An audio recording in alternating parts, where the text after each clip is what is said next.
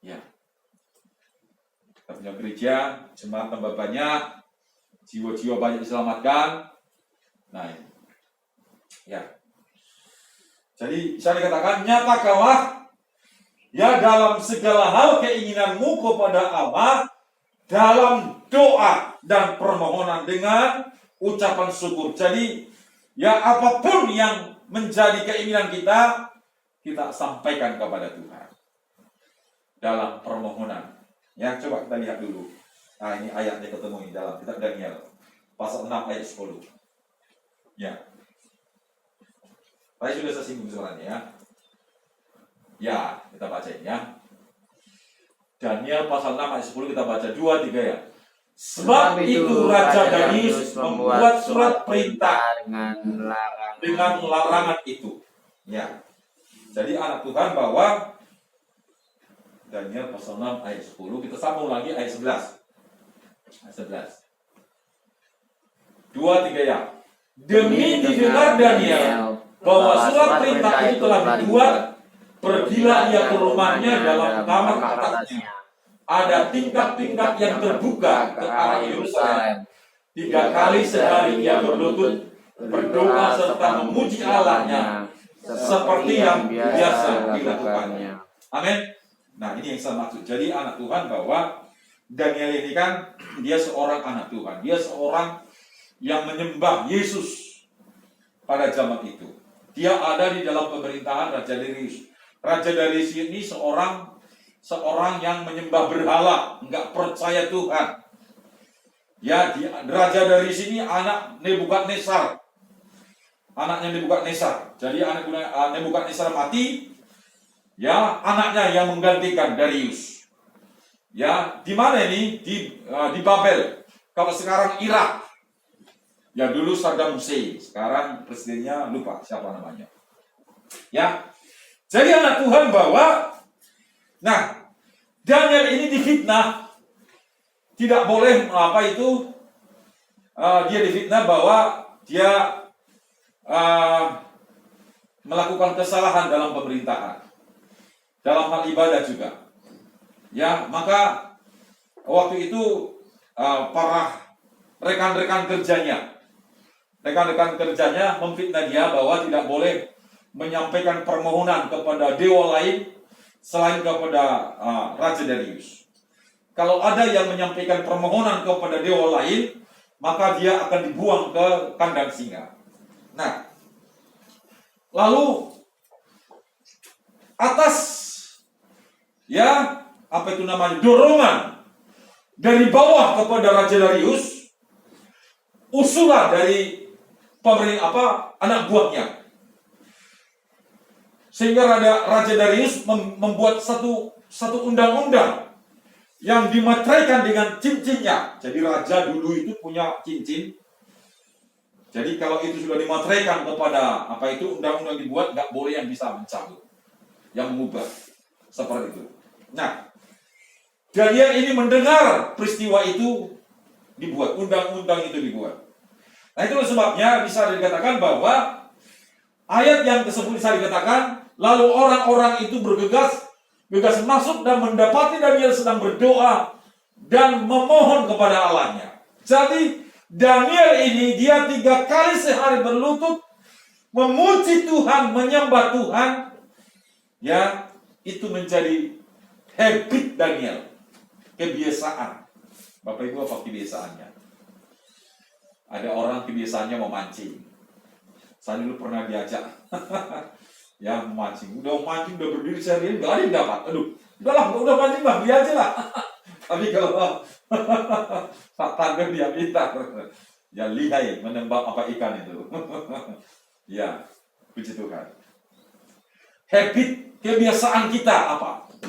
Nah, kalau anak saya kebiasaannya kalau nggak ada laptop dia muring-muring dia. Ini anak saya, HP atau ya enggak apa-apa, kita butuh laptop, kita HP, tapi kan kita harus bisa menguasai diri. Amin. Kita harus bisa menguasai diri, mengontrol diri kita. Nah, puji Tuhan. Jadi Daniel ini bisa menguasai dirinya bahwa 3 kali sehari dia berdoa kepada Tuhan. 3 kali sehari. dia berdoa. Itulah yang menyebabkan Daniel ini tidak khawatir. Dia sudah berpikir, dia sudah dalam benaknya dia sebenarnya. Karena apa? Karena kan sudah ada ancaman. Kalau kamu nggak menyembah kepada Dewa Darius, ya, kepada patung yang dibuat oleh Darius ini, maka kamu akan dibuang ke dalam kandang. Jadi dalam benaknya dia sebenarnya sudah ada. Saya ini akan dimasukkan ke singa. Singanya sudah dipersiapkan. Nah, anak Tuhan, singa itu salah satu binatang buas. Itulah sebabnya disebutkan apa? Raja hutan, raja rimba, ya. Nah, singa. Nah, jadi Daniel ini dia berdoa 3 kali sehari. Dia nggak mau menyembah patung, nggak mau yang ikut undang-undang yang dibuat oleh Raja Darius. Apakah dia ditangkap? Dia ditangkap, dibuang dalam kandang singa. Apakah dia dimakan singa? Tidak. Coba kita baca lagi. Selanjutnya ayat yang ke-13. 13 kita baca. 2, 3 ya. Kemudian mereka menghadap raja dan menanyakan kepadanya tentang larangan raja. Bukankah Tuanku mengeluarkan suatu larangan supaya setiap orang yang dalam 30 hari menyampaikan permohonan kepada salah satu dewa atau manusia, kecuali kepada Tuanku ya raja, akan dilemparkan dalam 2 singa? Jawab raja, perkara ini telah pasti menurut undang-undang orang Media dan Persia yang tidak dapat dicabut kembali. Ayat 14. Lalu kata mereka kepada raja, Daniel, salah seorang buangan dari Yehuda, tidak mengindahkan Tuanku ya raja, dan tidak mengindahkan larangan yang Tuanku keluarkan, tetapi 3 kali sehari ia mengucapkan doanya. Sampai di situ dulu. Jadi di sini disebutkan Daniel salah seorang buangan. Jadi anak Tuhan, waktu itu bangsa Israel dijajah oleh Raja Nebukadnezar, diperangi sama seperti Indonesia diperangi oleh Belanda, oleh Jepang.